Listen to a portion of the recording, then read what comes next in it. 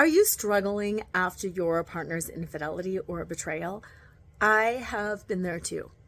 After 23 years of what I thought was a really solid, good marriage, I was completely devastated to find out that my husband had been cheating on me with 5 different women for 15 years.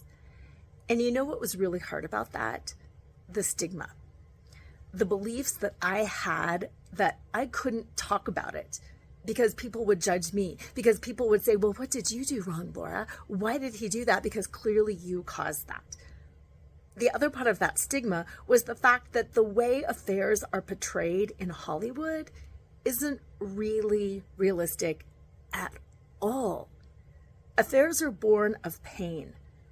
Hurt people, and for many people that cheat, the affair is a tool to try to make them feel better because they have pain that they can't identify, that they don't know how to address, that they don't know how to communicate. When your partner has an affair, it says nothing about you. It says nothing about your worth or your ability to be a good partner. If you'd like more information, check out my Betrayal Recovery Guide or my podcast. You can get the Betrayal Recovery Guide at betrayalrecoveryguide.com and get the information and the resources that you need to feel better fast.